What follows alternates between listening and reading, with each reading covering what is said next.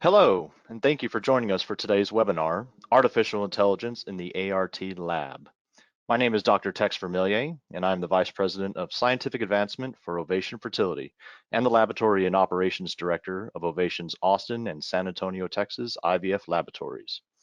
I will be the moderator for today's webinar, as well as your first panelist. Before we begin, I'd like to go over a few points regarding the GoToWebinar control panel. The webinar control panel should appear in the upper right-hand corner of your screen. If you do not see it, click the red Show Control Panel icon to open it. To keep the control panel open, select the View menu and uncheck the Auto Hide option. Lastly, you may send in your questions at any time during the presentation using the question pane. Today's webinar is broken into 4 sections. First, I will start with an overview of artificial intelligence in the ART lab. Next, Dr. Charles Bormann will address Smart Art, AI in the IVF lab. In the third section, Dr. Ashok Agarwal will discuss artificial intelligence in the andrology lab. The webinar will conclude with a Q&A section where we will answer questions submitted during the webinar. Please note that questions not answered during the Q&A session will be addressed post-webinar. So it's a pleasure to speak to you today about how AI is impacting the way we approach patient care in the fertility sector. In particular, intelligent AI-driven applications which are being used in the IVF laboratories will be discussed. Here are a few of my disclosures. Now, to begin, I'm sure you recognize some of these iconic logos, which have become to some of us an intelligent virtual assistant to everyday life. All of these platforms use voice recognition and artificial intelligence to answer questions, make recommendations, delegate requests to internet services, and control other smart devices. Artificial intelligence is not years away for routine use in ART and IVF. In fact, it is here now, and progressive research in our field is focused on pregnancy prediction, stimulation optimization, sperm and oocyte assessment, embryo assessment, genetic assessment, and genetic analysis. It is a very exciting time in IVF, and it is of my opinion that using AI at any one or a combination of any of these standard treatment and laboratory processes will drastically improve lab efficiency, but also increase the ability for our patients to have a successful and healthy pregnancy in the shortest period of time. For our first poll question, based on your current opinion of artificial intelligence, would you be hesitant to have AI fully replace traditional methods for gamete and embryo selection? Your options are A, no hesitation whatsoever, B, no way would I use AI to make such decisions, or C, I'd be more comfortable using AI adjunctively. Now it looks like the majority of you answered C, I'd be more comfortable using AI adjunctively. Now, as a brief overview, it is important to understand that AI is the umbrella term for any computer program that ultimately does something smart. Therefore, deep learning is a subset of machine learning, and machine learning is a subset of artificial intelligence. As I mentioned before, the age of AI is upon us now, and the field of human embryology and IVF has seen a recent explosion in artificial intelligence applications and the development of deep learning algorithms specific to gamete and embryo selection. This trend continues to grow, which I find very exciting. There are already many publications describing the use of AI and computational applications in reproductive medicine and how this technology is being used to assist us in making better decisions which will affect patient care and outcomes. As an example, this innovative technology has already been used as a tool to predict clinical outcomes for patients undergoing ART, optimizing medication dosage for stimulation protocols, and some of these computational applications are specific to gametes and embryo selection have been labeled as the crystal ball in the IVF laboratory. So how can AI be used specifically in the IVF laboratory to augment our selection process for gametes and embryos? Last year, a group of engineers, computer scientists, and urologists published a landmark paper in Nature describing an AI application which can assist in the selection of individual sperm with the best quality DNA. Clinically, there are very few options for sperm samples which are known to have high concentration of sperm with DNA damage or fragmentation. In this paper, deep learning methods were developed and used to identify and rank individual sperm which were then selected for ICSI. I'm aware of current research which is looking into the automation of this entire process, which will involve sperm identification, selection, and injection, all to be done without the need of a skilled embryologist. So there are some interesting times ahead indeed. Additionally, innovative AI technologies like Violet are being introduced into some laboratories and used to assist in the selection and grading of mature oocytes after retrieval. Preliminary studies using this application show an improvement in accuracy over human selection in fertilization and blastocyst development potential. The ability to apply this technology, say prior to egg vitrification, could be a game changer in our field, allowing us to select which oocytes to warm first for an egg thaw cycle, or identifying the best eggs to be vitrified for a donor egg bank program.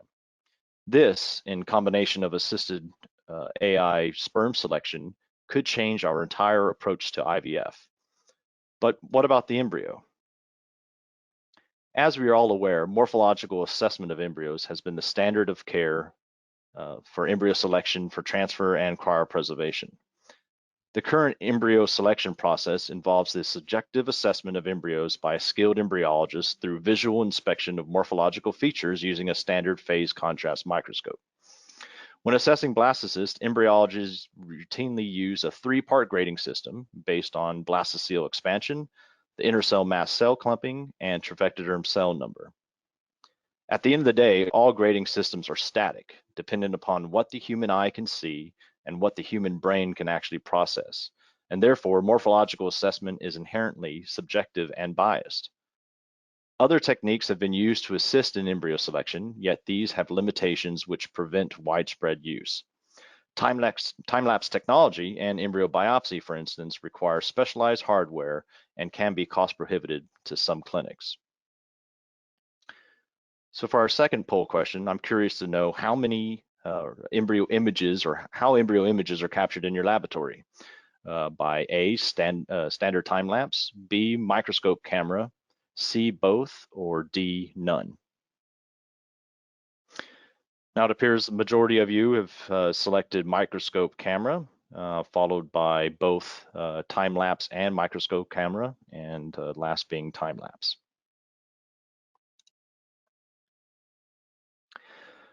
So it's important to remember that the success of artificial intelligence is inherently dependent on how the problem is defined, the type of data that is actually being used, and the targeting of the AI to that data. Deep learning is a technique that identifies complex features within the embryo image that cannot be visualized with the human eye. Now, computer vision is a technique that can target the deep learning to very specific regions of interest in the embryo and can also see macro features like texture, size, and shape. Together, these two approaches are extremely powerful and have been used to train an accurate AI that can predict likelihood of pregnancy from any given embryo from a static day 5 photo in some studies. Validating AI quality for clinical use is critical to get an accurate measure of quality. Often this is not done correctly. The data sets being used in studies need to include a training data set used to train the AI, a validation data set used to select the best trained AI, and blind data sets which are independent data never before used in the training or selection of the model. The validation and blind data sets should not contain any data used for the training, otherwise the AI may be considered biased. This allows testing of both the accuracy and robustness or generalizability of the AI to new clinics that have not yet contributed to any training data used to get the AI perfected. So with that, I encourage you to not be afraid of artificial intelligence. Rather, be a steamroller and embrace this powerful technology moving forward. Last poll question would be, are you convinced that AI is acceptable for use in the IVF laboratory? A, I am now. B, nope. Or C, I need to ask Siri. Majority of you have answered that you are now. Some of you have said nope. And lastly, only a few of you need to ask Siri. So I think that's pretty good. And now I'm pleased to introduce Dr. Charles Bormann, who is the IVF Laboratory Director at Mass General Hospital. In addition to serving on numerous organizational boards specific to ART, Dr. Bormann is well published and frequently invited to share his expertise and wisdom at speaking engagements worldwide. With that, I would like to turn the screen over to Dr. Bormann. All right, thank you so much, Tex. I would like to thank Hamilton Thorne for inviting me to discuss some of my work on artificial intelligence. So today, all the work that I'll be presenting is work that we've published and that I've done in collaboration with Dr. Hadi Shafi out of Brigham and Women's Hospital.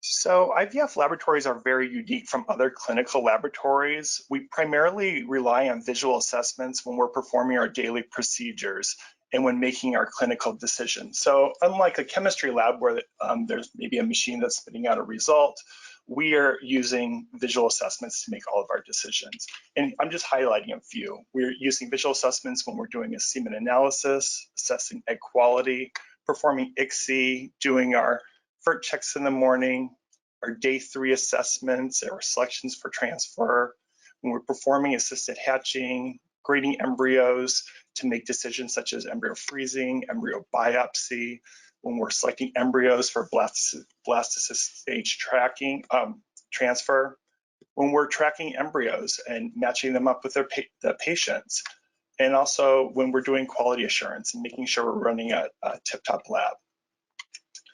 So because it's so different from a basic chemistry laboratory, it's important that we all acknowledge that this can be highly subjective. And that's why we have embryologists with years and years of training that are excellent in this field, but where we need to do constant proficiencies to make sure we're doing everything correctly, and competency evaluations to make sure everyone's in line. So you see this chart right here. Think of it as a mile marker as I go through. I'm going to touch upon all the different areas where we're using visual assessments in the laboratory and our laboratory's attempt of a solution at using AI to assist in these areas. So starting with semen analysis briefly. So as we know, when we do semen analysis, the majority of it's done visually, where we're doing our sperm counts, assessing motility, grading the embryo, the sperm, looking for agglutination. Sometimes we're doing live dead staining, hyaluron binding assay if we're doing a functional assay, even DNA fragmentation. So a few years back, we developed a smartphone application, which here's kind of a crude video I put together that did really well, where it would allow men to do a semen analysis from home. So we used a 3D printer to build a case, and we changed some of the lenses. And for under $3, we were able to build basically a handheld CASA machine. And it does a great job. So it's demonstrated that it had 98% accuracy based on the WHO 5th edition, measuring sperm motility, concentration, and velocity. However, it wasn't doing everything that we needed it to do. So we also trained a system to do viability staining accurately, DNA fragmentation, so it can measure that accurately, and also hyaluron binding assay. But the one thing we really had a challenge with was morphology. And as we know in andrology, this can be highly subjective. And so we're always doing controls or benchmarking ourselves against others in the laboratory or known values. But it's really challenging to train a system to do morphology. So we try to find a solution to make it more accurate. And we decided to use artificial intelligence. And like Tex described earlier, deep learning is under the umbrella of artificial intelligence. And so throughout my talk, that's a technology that we've employed. We are using deep learning for all of our work. And also, like Tex described, it's really important when you're analyzing literature in the field to make sure they're building their algorithms correctly. that they have their training data, their validation data, and this is separate from each other and they never see each other, as well as the testing data. So you need all three of these in place to really be able to trust an AI model, or you can really fool yourself and an AI system can start memorizing past images and you may believe things are working well, but it wasn't tested appropriately. So briefly for sperm morphology, that was one of our first things that we tried to solve.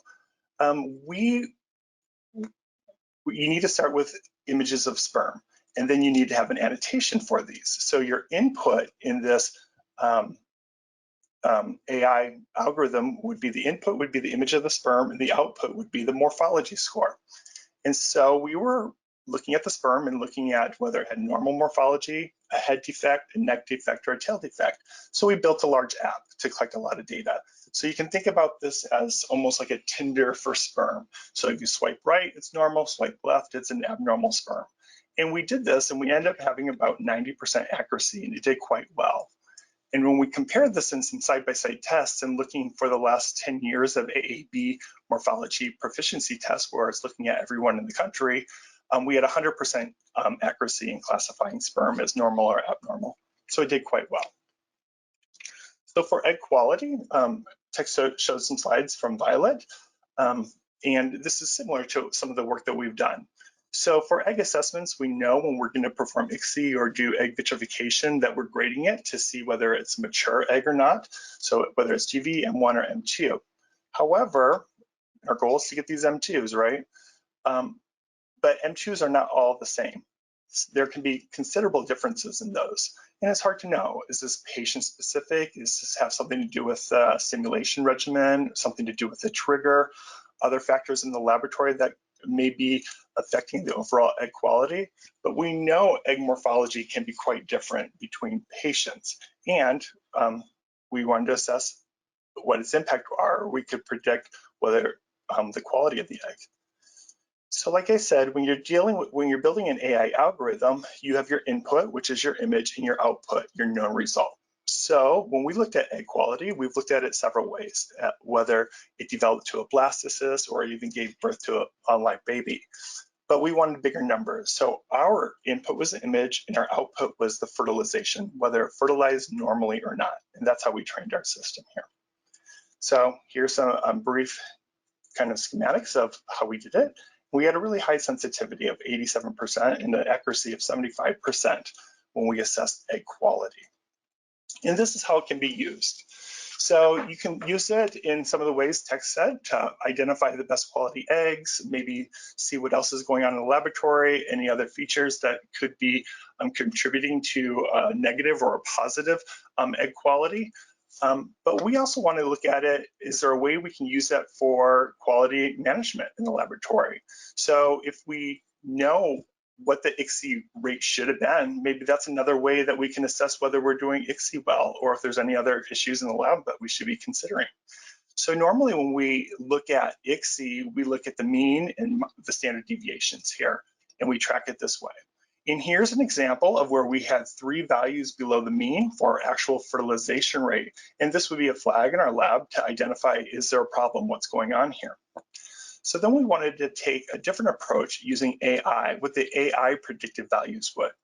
So here, this is actually probably more realistic, right? Not all eggs are created equal, so your mean and your standard deviations will be different based on those cohorts of eggs.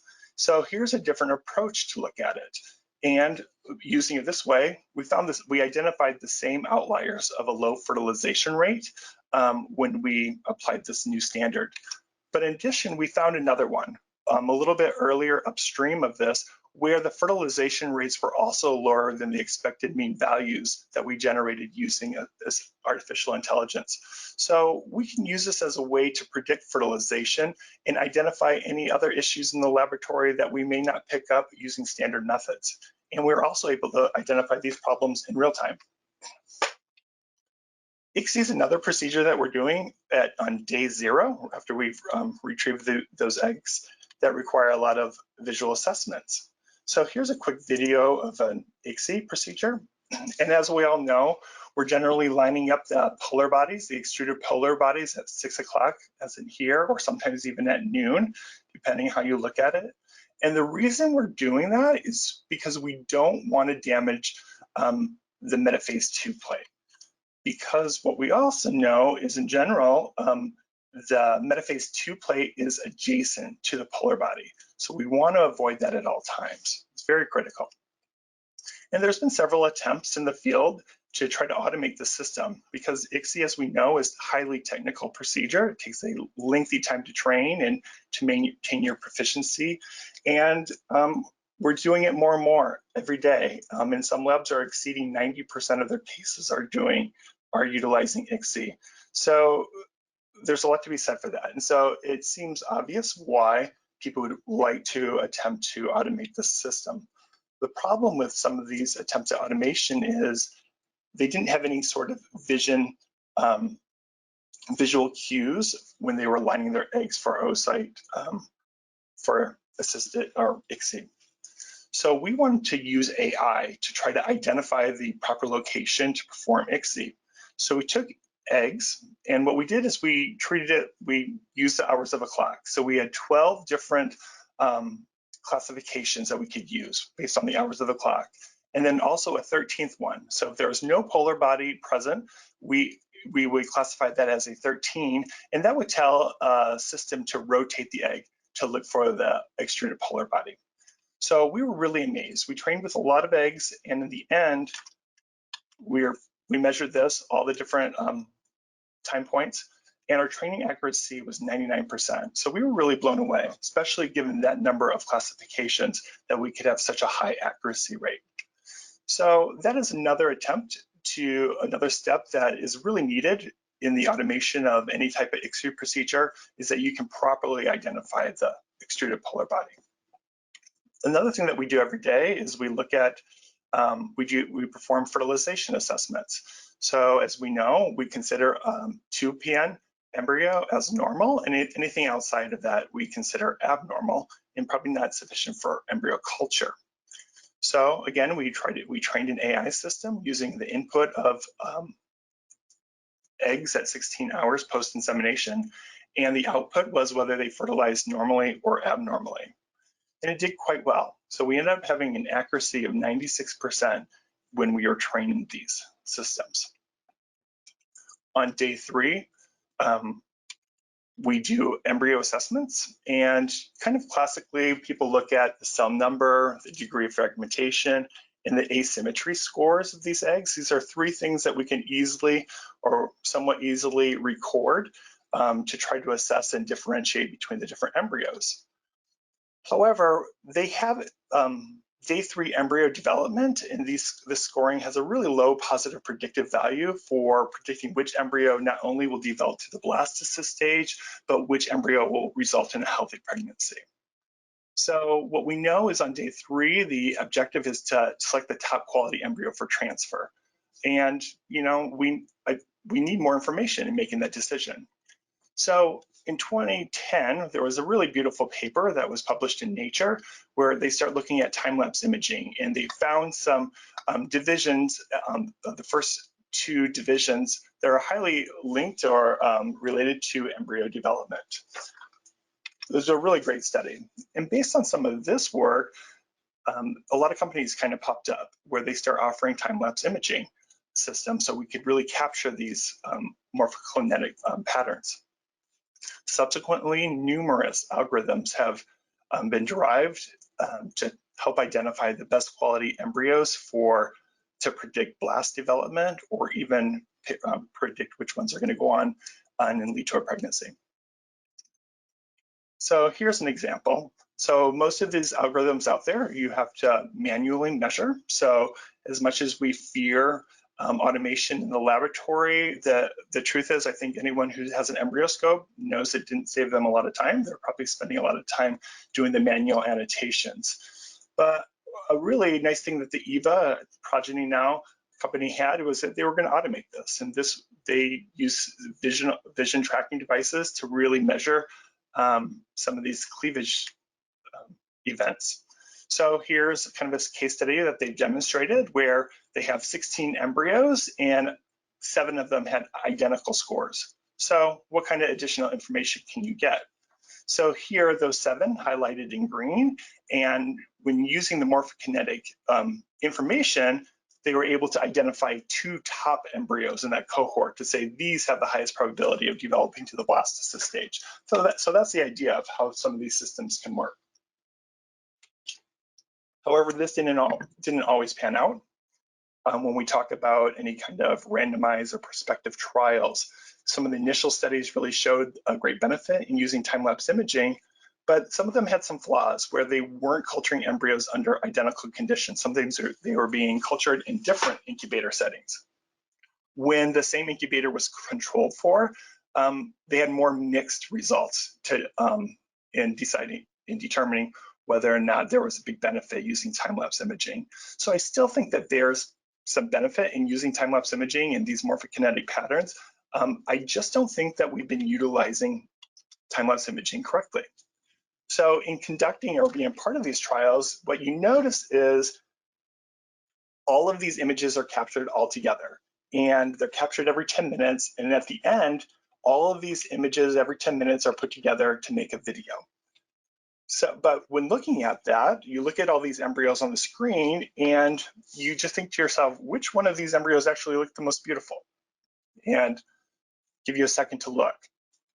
But generally, at least when I looked at it initially, B2, I thought, wow, that's a really beautiful embryo. I wonder how it did on day 5. And he cultured out. It was a really beautiful hatching blastocyst. So I thought, this is pretty amazing. So which one was actually transferred first?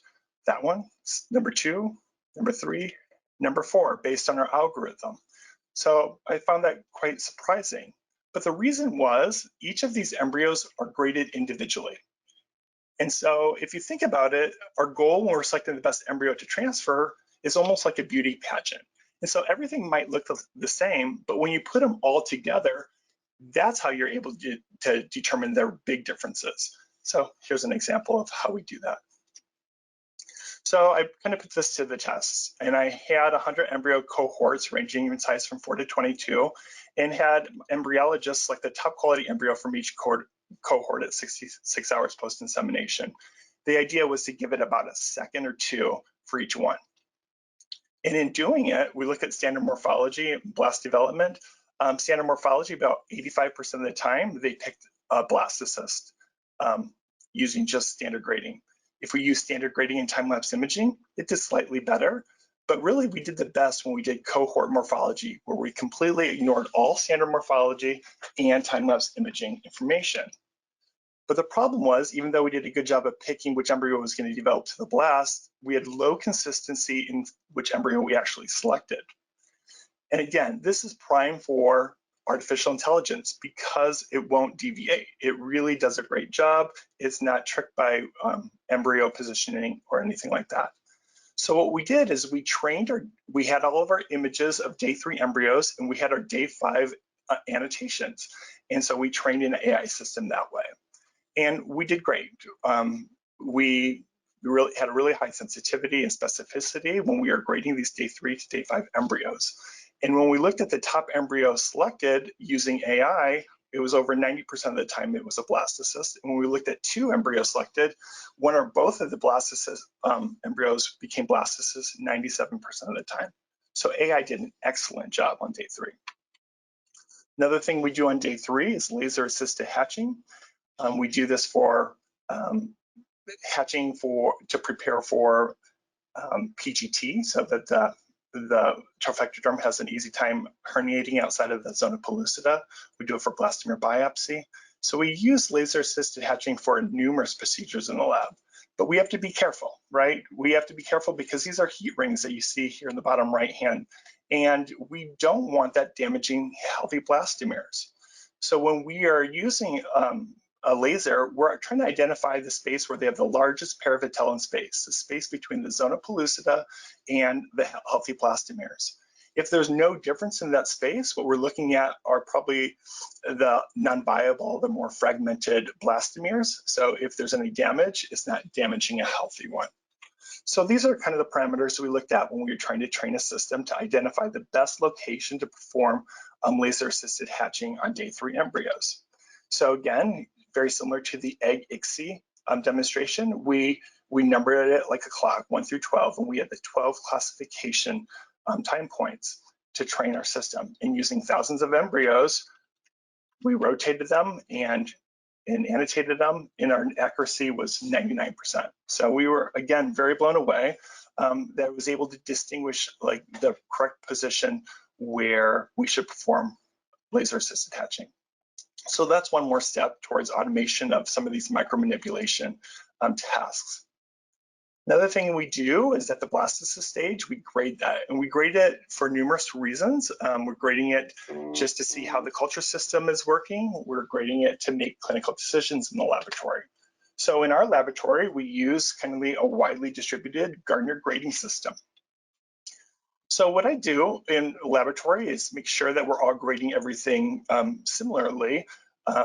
And so what I did is we built apps for the labs. So we have an app to look at Blastocyst stage, to grade the inner cell mass, to grade the trophectoderm. And in our laboratory, we considered a high quality blastocyst anything that's greater than or equal to a grade 3 BB based on the Gardner system. And to my surprise, when we had 8 embryologists do this, there was a lot of inconsistencies in their ability to grade. And that was really frightening because, as we know, we make a lot of decisions. A lot of decisions are made based on embryo quality and grade. We make our decision on which embryo we're going to transfer, which one we're going to biopsy, which one we're going to cryopreserve. And more importantly, we make decisions on which ones we're going to leave in extended culture or stop culturing. So it's important that we get it right. So again, we think AI is great in this scenario as well. So for our input, we took images of day 5 blastocysts or any day 5 stage grade embryo, and then we had classifications 1 through 5, one being the worst, 5 being the best. And we did a great job with a sensitivity of 92%. So it did a great job at classifying embryos at the blastocyst stage.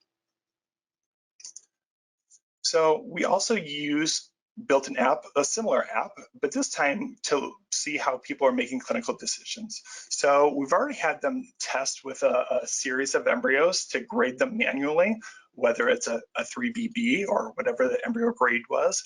But then we also mixed it up to say, okay, now we're looking at day 5 embryos. Would you biopsy it?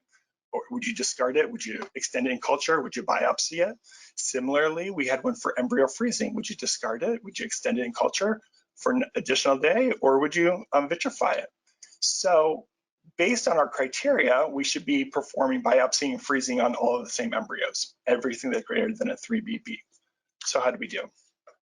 So when we looked at it in a cohort of 10 embryologists, we had a lot of inconsistencies in the embryos that they would biopsy compared to how they graded the embryos in different modules.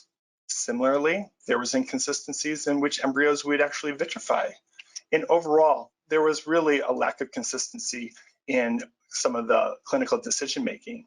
But one thing that was consistent 100% of the time is artificial intelligence. It made the same calls every single time. So it's not biased by what your decision is, that it's going to be day 5, that it's going to be day 6, or am I going to do biopsy or freeze? It's not biased by that at all. Another thing that we do on day 5 and day 6 is a lot of us are doing a lot more PGTA in particular, where we are trying to determine whether the embryo is euploid or aneuploid. And we wanted to see whether it was even possible to do any selection or deselection of embryos that were trained in this way. So here we looked at a few thousand embryos with known known ploidy rates and trained an algorithm. So when we trained an algorithm and looked at the day 3 karyotype prediction, the deep learning trained to classify day 3 had a high specificity of 85%. So it did a good job of identifying the ones that would not be euploid. And similarly, when we looked at embryos on day 5, we had a specificity of 75%. So again, it did a pretty decent job of actually determining which embryos were not going to be euploid, but we still demonstrate that we need more non-invasive markers in selecting genetically normal embryos for transfers. So still work to be done there. So also embryo transfer, and this is something that isn't highly consistent as well.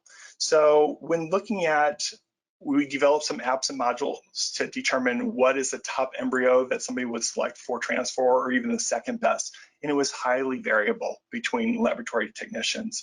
We then looked at not the entire cohort of embryos, but just 4 embryos, the 4 top quality embryos in a patient's cohort, and see how accurate, consistent staff were at determining which embryos they would transfer. Very inconsistent. Then we broke it down to 2, and we still had a low consistency in embryo selection. So with that, we decided we trained an algorithm to predict implantation. So in this algorithm, what we did is for input, we took images of the day 5 embryos that were transferred, and our output was whether or not it had an ongoing pregnancy. And it did a great job, high accuracy of 79% in predicting which ones were going to be implanting or not. So then we took that and we made a module. We made another module where we just had 2 embryos of similar grade and quality. All the embryos in this module are euploid embryo transfers, transfer as an ESET, and with known implantation results. And so what we did is we challenged the staff to go through the module and pick which embryo they believed would implant, and then compare it to how AI did. So when we compared it to AI, looking at 200 euploid embryos based on the implantation outcomes, embryologists on average had an accuracy of 67%, but the CNN, or artificial intelligence, had an accuracy of 75%. Now, I know what's really needed though is a randomized control trial, but for what we had at the time, it did a pretty good job.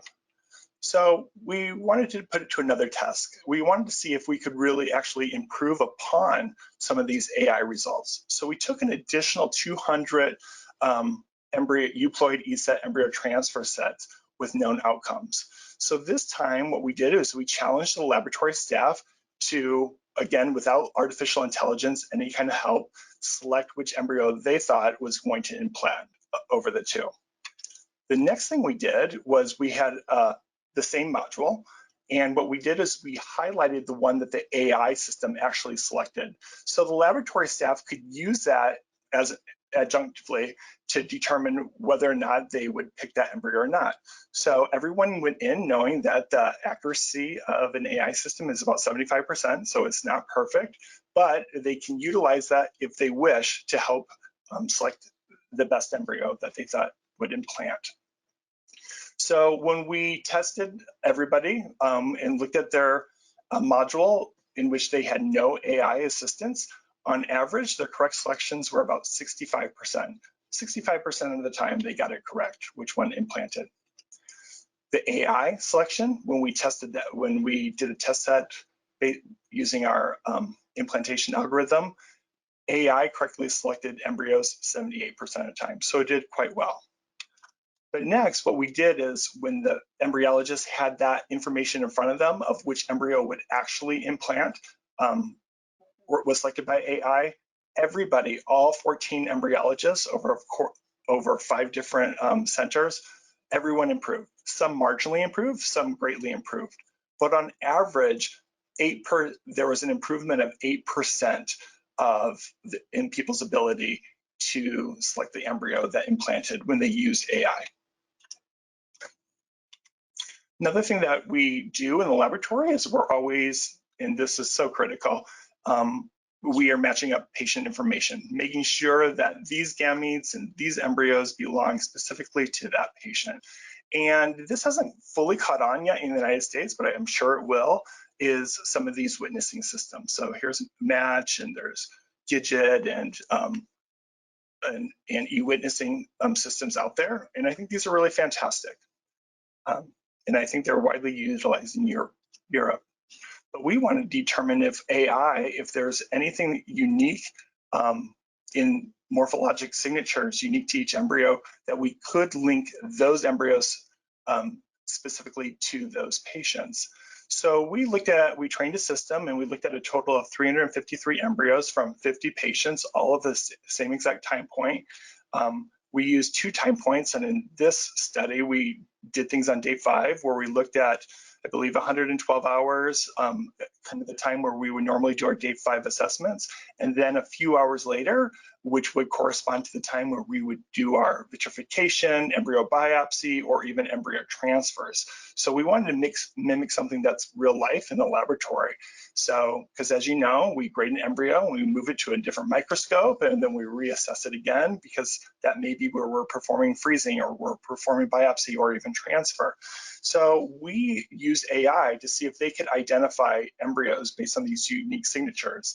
And it correctly matched patient ID with patient cohorts 100% of the time. And so the numbers at the bottom is more from the engineering side of things. That said that the total number of identical signatures at random would be less than 1 in 4 in quintillion. So that's not even a real number to me, but it's really high. It was highly accurate. So other things that we use AI for in the laboratory is for quality control and monitoring. So as we know, every day we're measuring incubator, surface temps, refrigerator and freezer temp, contact materials. We're trying to have a perfect culture condition for our laboratory. So there's numerous key performance indicators, or KPIs, out there to help us gauge the lab's overall performance. And it's really important that we get these right, because any delay in results can really impact patient care.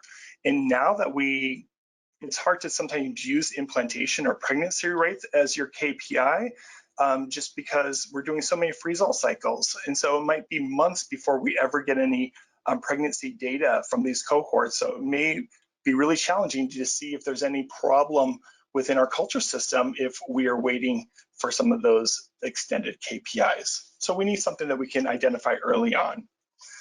So in this study design, we looked at about 1,200 embryos, all cultured in an embryoscope, and they were cultured over sequentially and in 6 different lots of media. So the only difference in these culture environment were the different lots of culture media. So we wanted to compare the different cleavage stage KPIs to determine which one was the best, to maybe identify which ones were most related to pregnancy. So we looked at the percent of good quality 4-cell embryos on day 2, high quality 8-cell embryos on day 3, high quality 6 to 10-cell embryos, high quality embryos greater than 7 cells. But for AI, we looked at the percentage of day 3 embryos that were predicted to develop to high quality blastocysts using AI algorithm. So when we compare the cleavage rates, this system here, this is our actual pregnancy rate. So one time in medium B, we actually dropped below 50%, which was our benchmark in our laboratory for pregnancy outcomes. So when we looked at the KPI on day 2 for 4-cell embryos, it did not identify this as a region of concern. We looked at 8-cell embryos, or 6 to 10-cell embryos, or greater than 7-cell embryos. None of these KPIs, early KPIs, were able to detect any of these fluctuations that would identify this low pregnancy rate. However, when we looked at a KPI that was predicting high quality blastocysts, it did a great job. It identified really well which data point was actually contributing to a lower pregnancy rate. So it was the only KPI that was able to detect the changes in our culture environment that resulted in our pregnancy dropping below 50%. So in addition to QA, it's really important when we think about artificial intelligence is that data is key. It's currency, and it's really important that the more data you get, the stronger these algorithms get. So ways that we've kind of approached to improve or increase our data is we've built for, various apps to look at fertilization rates and make it really easy for grading so we can have more images.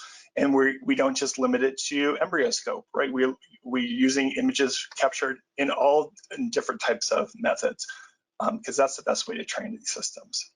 We also developed a portable AI device. So for under $3, we developed using a 3D printer, kind of a makeshift embryoscope. So you can see it here in the bottom right-hand corner in comparison to the size of an embryoscope, where these systems themselves can do time-lapse imaging and they can automate your results for artificial intelligence. They do quite well.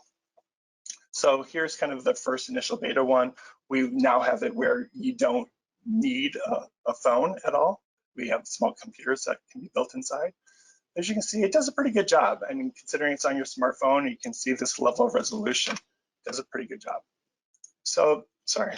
And the other reason it's important is we're getting more images and we're able to train on different platforms. And I think that's really important. You don't want an AI system that's very limited on one specific platform or can only be captured in one type of time-lapse imaging system. You want one that's really universal, that you can take images captured in any method and use that to train your system.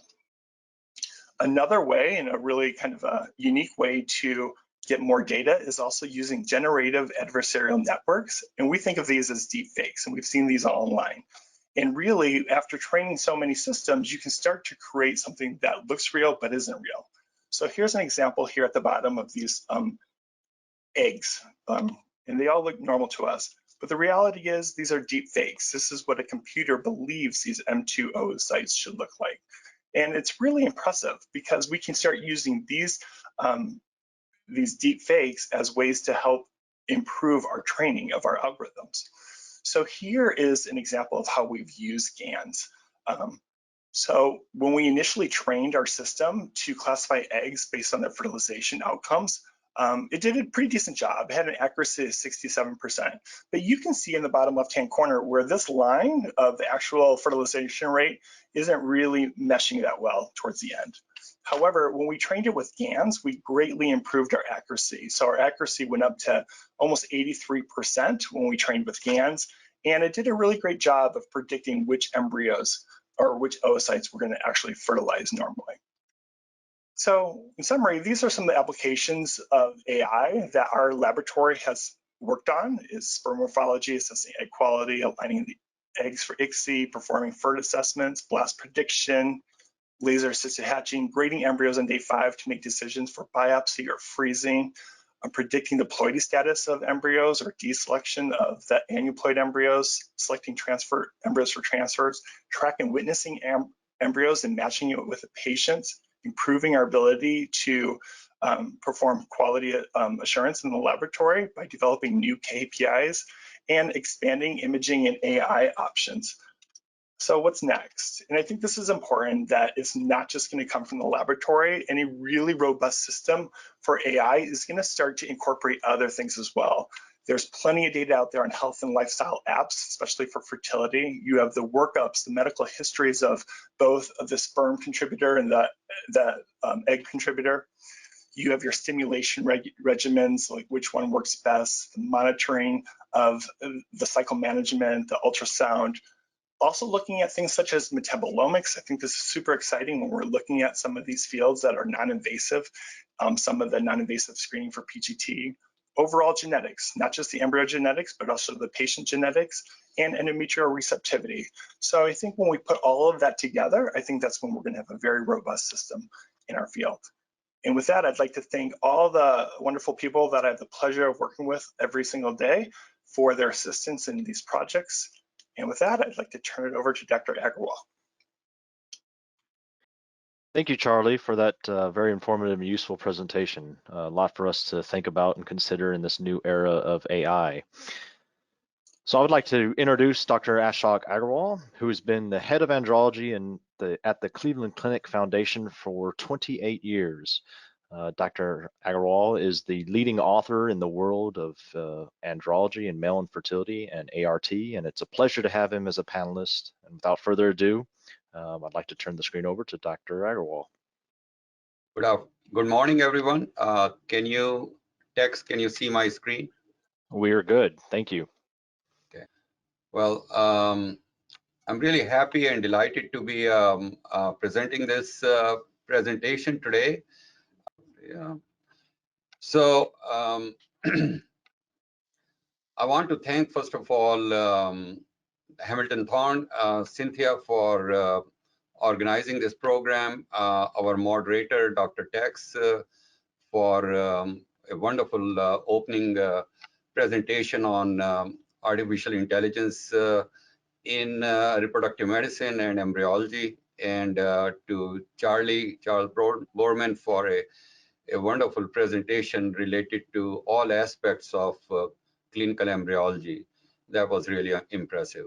So my presentation is going to be more of a small compared to what Charlie has just presented, because the life in embryology field is still pretty ancient in terms of AI, but I'm going to give it a try. So I'm going to talk about my title a little bit later and explain why I chose what I chose.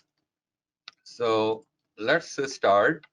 And well, starting with the conception, I mean, it's something which is a problem in at least 15 to 25% of couples which fail to conceive within 12 months.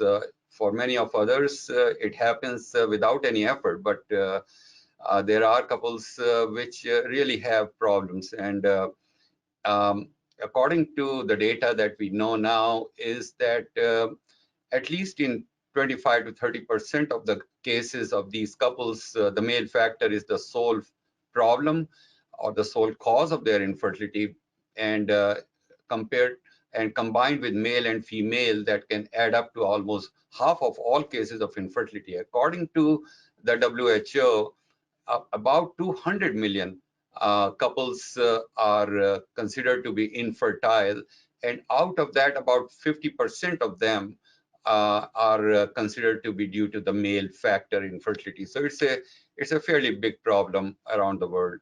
And the main reasons for this increase in male infertility is because of a progressive decline in semen quality over the last many years, many decades, at least the data for last 7-8 decades, and changes in our social life, where both men and women are waiting for the ages of 30, 40 to get married in many cases, and there is an increase in the rates of sexually transmitted diseases that we see, which is really very common in many of certain regions with conditions such as chlamydia, gonorrhea, etc. Really, they just are exploding. And environmental issues with phthalates and many of the pesticide endocrine disruptors are all over the world. In many places, you will find this is just something that is you cannot escape. Occupational exposure, whether it is through the industrial pollutants or automobile or a variety of other pollutions, is just causing so much health related problems, and certainly affecting our reproductive health. Lifestyle factors, which have become very much a focus of our attention, lifestyle such as obesity and cell phone use, stress, alcohol use, smoking, and unhealthy diet. These are some, but there may be more.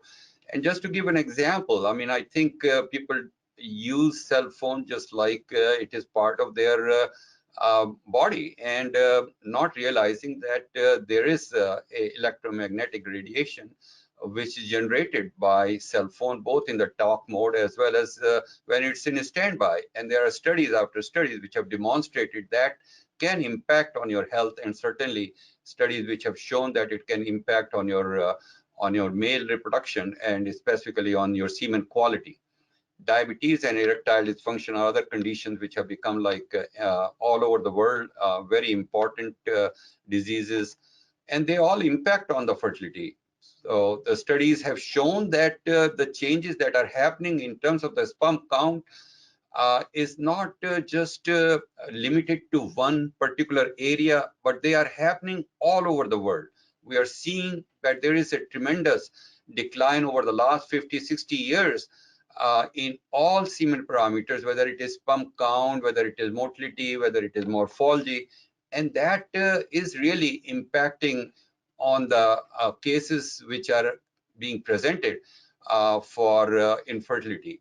So the traditional method or traditional algorithm for evaluating the male infertility consists of trained reproductive physicians who take a reproductive history, do a physical examination, and conduct a variety of investigations, starting with semen analysis and then going to further examinations such as endocrine and radiographic tests. So in the context of male infertility, semen analysis is one of the most important laboratory tests that has to be done on all men presenting for problems related to infertility.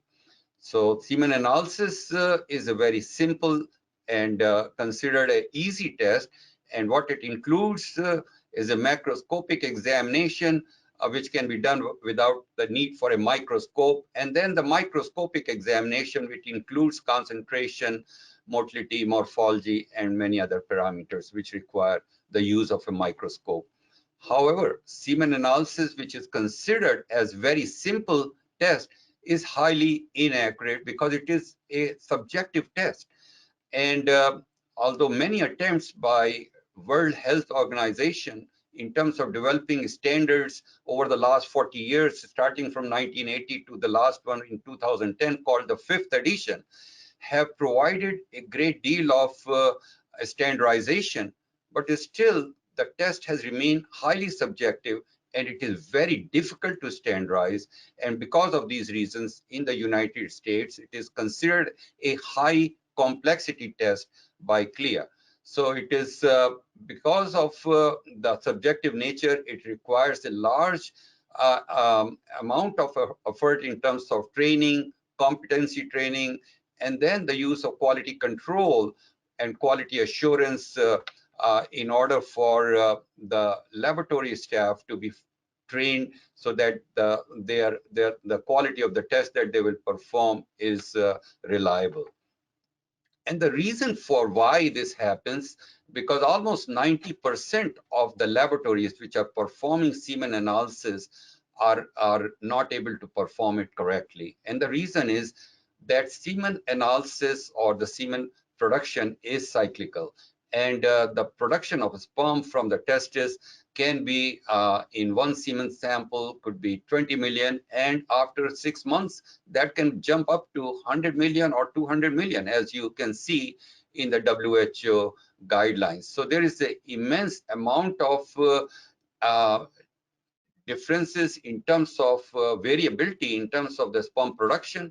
Then there is a lack of standardization in terms of protocol, training, quality assurance, and furthermore, there is a presence of intra-individual variability and a variety of things which impact on the measurements, such as for concentration, use of counting chamber, sampling error, and a variety of training experience can impact on the results. Similarly, in the morphology, which is even more complex because it has to be evaluated manually, and then you have to categorize the sperm whether it is normal or abnormal using the WHO classification system. So for a variety of these conditions which impact the decision for conducting the semen analysis manually, it can increase the rate of error.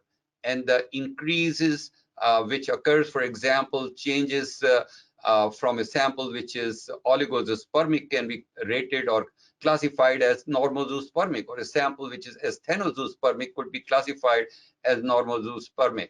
So all of these can really impact on the decision that the clinicians has to make in how they are going to manage their patient through the treatment, and certainly that can result in a clinical decision which can be impacted.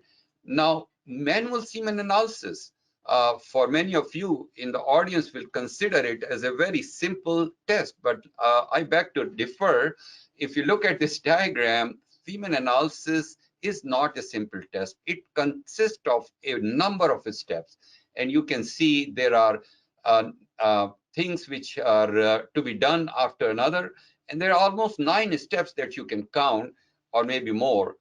And this can take anywhere between 15 to 20 minutes for a laboratory technologist to evaluate, to complete.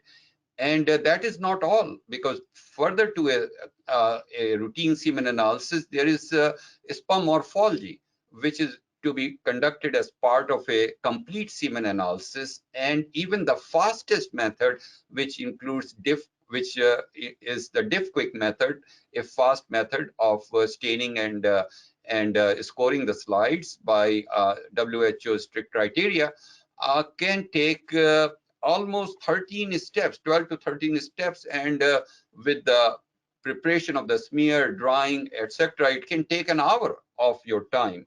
And that really is a big problem, because the more the steps means more possibility to make the mistakes.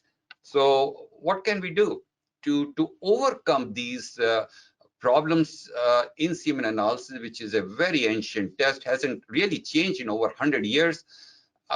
Large number of companies, including Hamilton Thorne, over the last 40, 50 years, at least since the early 80s, have developed a variety of systems called computer-assisted semen analysis system. And these are some of the industry leaders, Microptic, Hamilton Thorne, MES, but there are many more manufacturer and systems in the marketplace. The CASA system are a great advancement in technology. With the help of an operator, you can semi-automate the identification of the spermatozoa in terms of being normal or abnormal. But there are factors or conditions which can impact on the results of these CASA system. The sample preparation, the frame rate acquired per second, depth and type of counting chamber that are used can create problems. And the biggest problem is many of these systems really perform poorly. The sensitivity of these systems at high and low sperm count is poor, and they are not able to provide very good results in terms of the count, motility, and kinetic parameters. Also, conditions which are common in semen samples, such as agglutination or presence of debris, also interfere in the results of these systems. The advantages of these systems, why laboratories really buy these systems for their use, and we have many of these in Cleveland Clinic, is because they are busy labs and they need to automate and to standardize their operation. And that is a great thing to do. And it also improves the efficiency. Of course, having a system, multiple people can use that system and get similar results. And it also reduces the inter and intra-operator variability, as we see in manual semen analysis. So the devices are semi-automated, objective, and can be used for large-scale testing. But the limitations of this is that they are generally bulky, huge, requires a trained operator to operate the device. They are not completely automated. And there is a inter-operator results unless they are being very well trained, and takes time to complete the analysis. And the biggest limitations are that they are very expensive. So I believe that my previous speakers have introduced this topic really well. So I'm going to really move forward with this slide, but just to indicate that the sperm, the use of AI in sperm, or in the case of semen analysis, is the very first application that have come, unlike in the case of embryology or ART, where there are dozens and dozens of applications already being used or are being perfected. We have heard from our previous speakers about the time from R2D2 in 50s to machine learning and now deep learning. So I believe The machine learning in the case of semen analysis is when the operator is actually entering and training the database with the various types of classification, whether according to, let's take a sperm count, whether it's normospermic or oligospermic, or whether a motility, whether it's asthenospermic or normospermic, or in terms of the morphology. So there are various types of classification of sperm to identify whether they are normal or abnormal. And in terms of the deep learning, when large amount of such type of data has been entered, then it allows the machine to be able to predict the success of identification of spermatozoa or the test that we are conducting correctly. So in terms of artificial intelligence in andrology, we have a device called Lenshook X1 Pro Semen Analyzer that works on artificial intelligence. It is an artificial intelligence optical microscopic based technology, and it has been trained using the parameter based on WHO 5th edition criteria. It uses machine learning to avoid subjectivity in evaluating semen parameter, which is really one of the biggest drawback of manual semen analysis. So on the right side is a semen analysis report generated by this particular device, which you see on the bottom, called Lenshook, manufactured by a company Born Rival. So we can get complete analysis of all the parameters from this device, and on the very bottom are many of the motion kinetics that you're used to seeing in a traditional CASA system. Now let's look at this particular device very quickly. The device itself is fairly compact. It's a little bigger than a iPhone, and it can conduct a semen analysis, a complete semen analysis, in just 3 steps within 2 to 5 minutes. It can evaluate, or it can check the pH, it can check the concentration, it can check the motility, it can check the morphology, and I have a small video to show how it works. But essentially, is 2 drops of semen, each about 40 microliter, is placed on a cassette, disposable cassette, and then inserted inside the device here, and then the results will be ready in just few minutes, in 2 to 3 minutes. The measurement range of each parameter for pH is between 6 to 8, concentration from 0.1 or 100,000 sperm to 300 million, total motility, progressive motility, non-progressive from less than 1 to 100%, and morphology from less than 1 to 100% by strict criteria. So there is a small video which I'm going to play here to see if it works.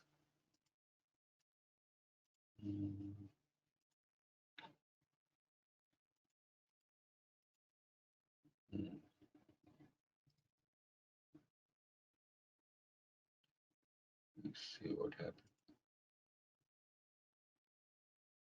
I had to turn off my laser pointer.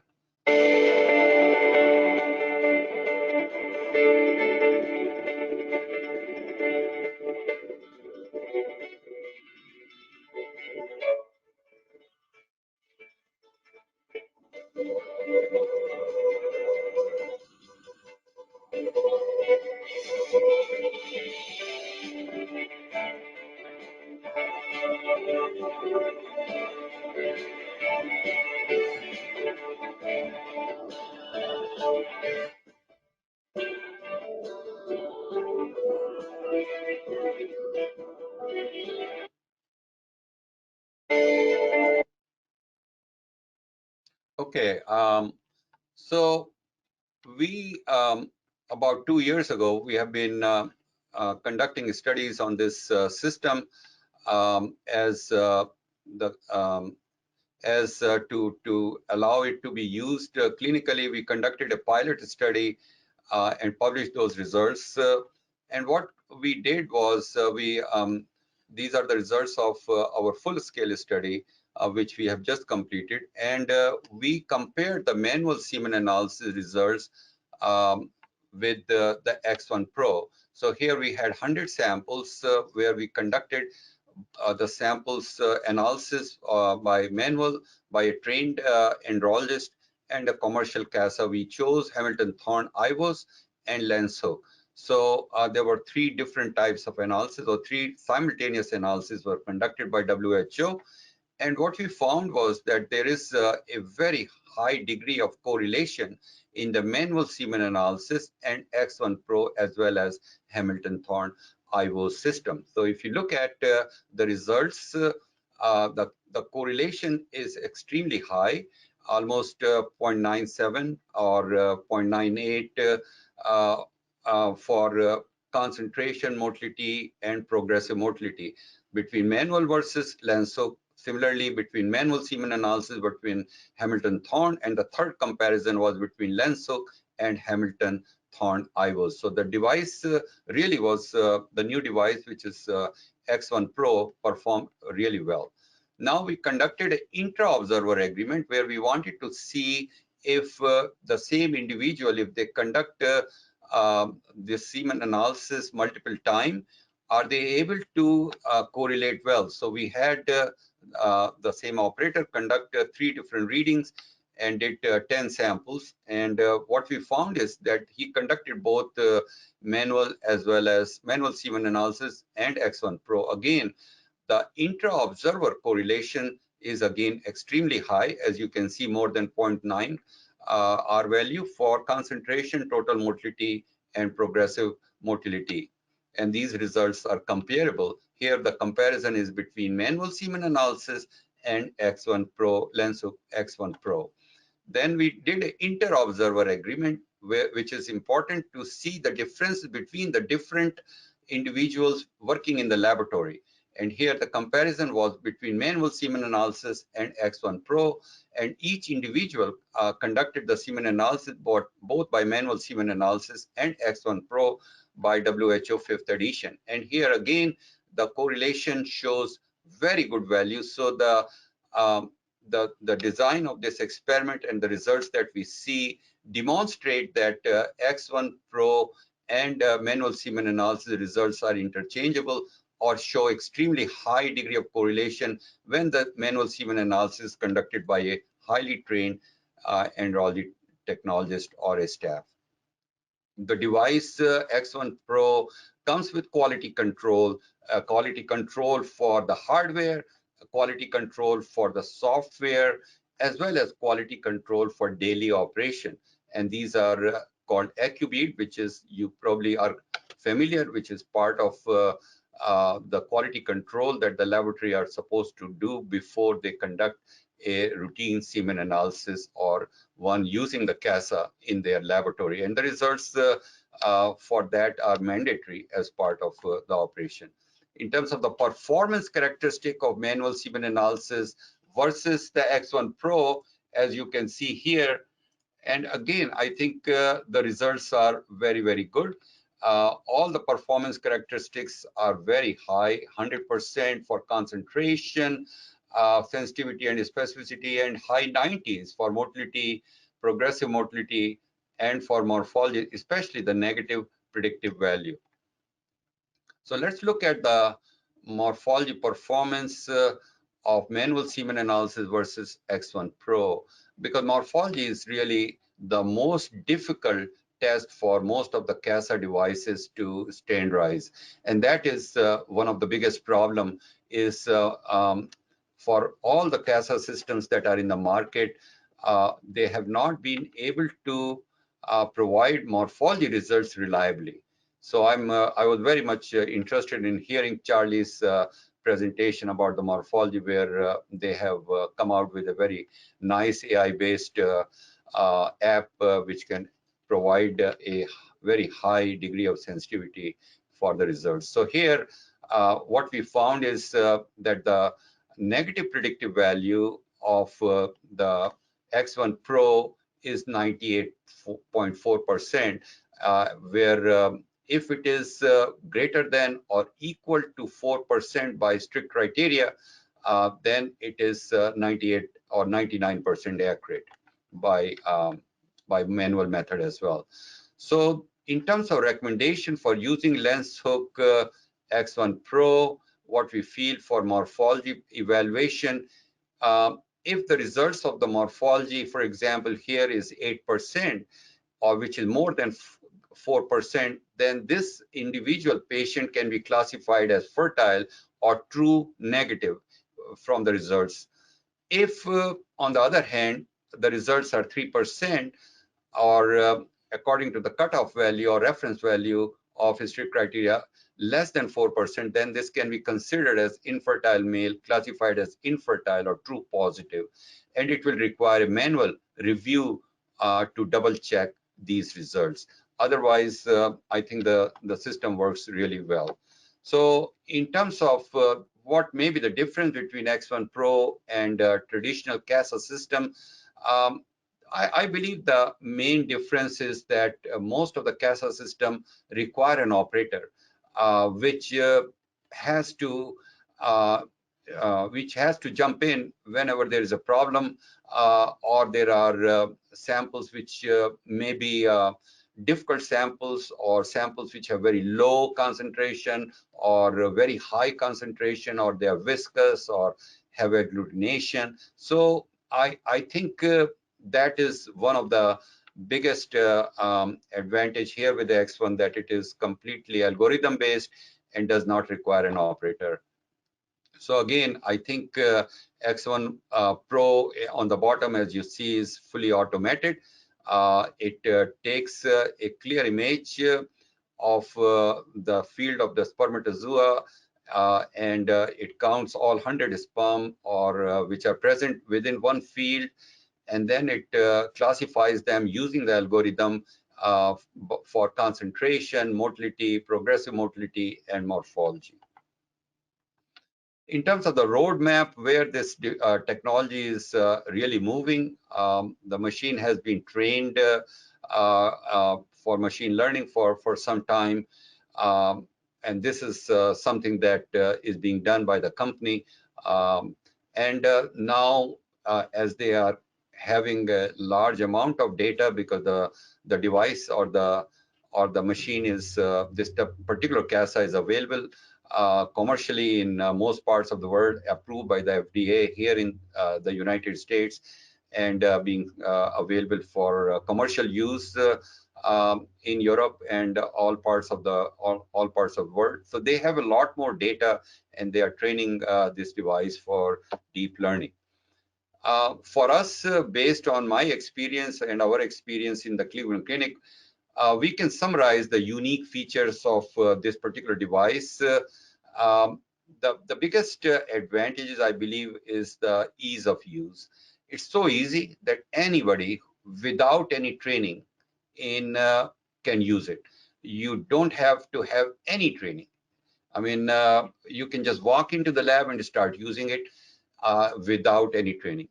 There is really no space requirement, because the device is so small that it can fit into your palm. Analysis time is just 2 to 3 minutes, 4 minutes at the most. So that is a huge advantage after the sample has been liquefied, of course. And the accuracy is extremely high, and I showed those results with you. It can measure the pH, it can measure the morphology without any kind of staining or preparation of the slides. That cuts down on the time. It is very reliable in terms of inter and intra observer correlation, which we shared is as much as 99%. And the biggest, I think, winner here is the speed with which the results are available. Within 5 minutes after the sample has been analyzed or has been liquefied, the results are available, and while the patient is still waiting in the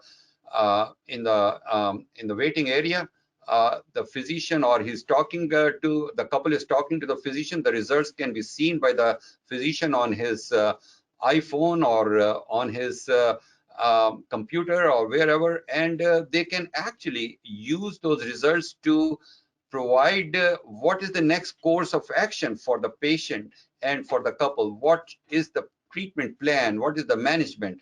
So they don't need to call after a few days and the patient calling and getting anxious and all really frustrated. The results are not available for several days. And there are a lot of wastage of time that is completely gone with the use. So now let's look at why I chose this name of Gulliver's Travel. If you recall in your early childhood, at least I read about it by Jonathan Swift, and there used to be big really individuals which we used to call Brobdingnag, and we have those devices actually which are all there in the marketplace, still there. And then we have these Lilliputian, which I just talked to you. So this is a huge advancement, the very first advancement in the field of andrology. But we have the proof. We have this latest article which just got accepted a few weeks ago and is online, which provides a proof of this technology. So the proof is in the pudding and the paper is out there in the PubMed, and it shows that the Lensuk device is really a device which provides very reliable results in terms of all the parameters. It's fast, easy, and simple and economical device, and it can be used all around the world, I believe. The take-home message that I have is the new artificial intelligence optical microscopic device has a high level of precision and agreement compared to manual semen analysis. The results of X1 Pro for concentration, total motility, and progressive motility correlate very highly with manual semen analysis done by an experienced individual. Positive predictive value for X1 Pro is 100% for oligozoospermic and about 87% for actinozoospermic. X1 Pro is a fast, simple to operate device that offers reliable and reproducible results. And moreover, it can also perform morphological assessment, although it requires more training in terms of analyzing abnormal morphological assessment so that the sensitivity of its results can increase over the time. So thank you very much. I really appreciated the opportunity to share these presentation with all of you. Thank you very much.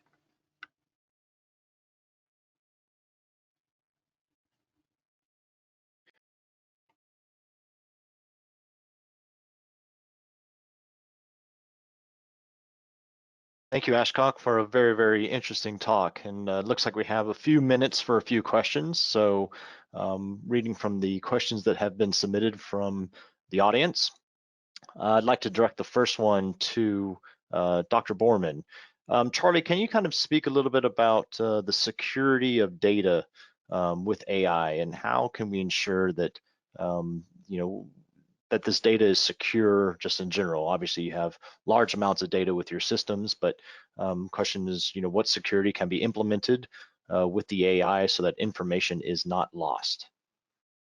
I think that's a great question, and probably more of an IT question than I can answer right now. For us, all of our data has been captured internally, and so it hasn't been shared. But to kind of protect the integrity of these algorithms, I think that's kind of a bigger question outside of my expertise. Definitely, I've seen, some of the literature out there where algorithms have been hacked. So I think that will be a big consideration for us going forward as we're adopting more and more of these technologies. But ways to protect it, I couldn't answer that. Understood. Thank you. Got another question here for Dr. Agarwal. The device may be good and reliable for a clean semen sample. However, what about the accuracy and reliability for evaluating bad semen samples with lots of debris, round cells, et cetera, et cetera? How is the device able to work around those, more not so clean semen samples? Thank you very much. That's really a good question, and I believe our recent study that we conducted took into account samples that we see in real life from patients with round cells and other kind of debris, and we found absolutely no interference in terms of the results that it was able to compute for all the parameters, and they were completely reliable and accurate and show high degree of correlation with the results being counted by an experienced andrologist. So the traditional CASA system do experience these kind of problems when there is a high degree of contamination of a variety of extraneous cells, but this device is trained so well that it is able to identify the sperm cell irrespective of other population of cells swimming in there. Great, thank you. Now, Charlie, back to you. Another quick question just with regards to neural networks in general. Are neural networks capable of providing the means by which they are correcting properly, or is it just data in, data out? So we are using the deep learning technology where we are not putting the input in. We're not waiting that for as we're building the algorithm. So again, I think this is going to be more on the computer science personnel that can answer that better than I can. Okay. On the heels of that one, have you tested your system using any thawed oocytes or thawed embryos? And if so, have you been able to see a difference? Yeah, so we've definitely used thawed oocytes and tested that to predict fertilization outcomes, and it does a fantastic job. So we really don't see any difference there. Embryos, we haven't done anything extensively. So definitely I've seen the algorithm maybe get it wrong or misclassify an embryo that has completely collapsed. So you can imagine if an algorithm hasn't seen a lot of examples of that, you can imagine how that can sway the result. So I think that's an area that we need more images of to really train a system to measure those properly. So for trained embryologists, we've seen embryos that are thawed and they're shrunk down. They look like a little raisin, but we also see the zona pellucida that's really thin. And so we know it's a healthy blastocyst, probably an expanded blastocyst based on the zona pellucida. And so we know that after years and years of experience, but unless the AI system has seen a lot of examples of that, it can be confusing for it. So for everybody, I think when you're training your algorithms, you need examples of everything you see in the laboratory at all times. And that includes embryos that have been frozen and thawed so that we can train them accurately. Great, understood. And I think last question to Dr. Agarwal, would CLIA allow the test as a low complexity with no required training to replace traditional high complexity semen analysis with this device? What are your thoughts regarding that? Yeah, that's an excellent question. I can only guess because we have not yet integrated it clinically in our laboratory, which we are planning to do in the coming months. I will think that it will not be considered a moderate device or a test. It will remain as a high complexity because all the requirements for a high complexity test are still there. It is something which is providing all the important parameters such as concentration, motility, and morphology, even though it requires very little human intervention from a system-wise. But it is my feeling that the device will not be considered as a moderate test. I may be wrong, but this is my feeling. Maybe somebody else may have a better idea about that. Great, excellent. Thank you very much. Well, unfortunately, that's all the time we have for questions, and any questions not answered today will be addressed in the post-webinar follow-up. So thank you to all who joined us today, and thank you to Charles and Ashok for your participation and insights. I would like to also thank Hamilton Thorne and Bonray Bio for organizing today's sessions. If you missed any portion of the webinar or feel free that a colleague might benefit from the talk, a recording of the webinar will be sent out for each of you to watch at your convenience. So this concludes our webinar for today. As mentioned earlier, for any questions that we did not get to, answers will be sent by email. In addition, certificates of attendance will be sent out with the follow-up email. So I encourage everyone to please stay safe, and thank you again for attending.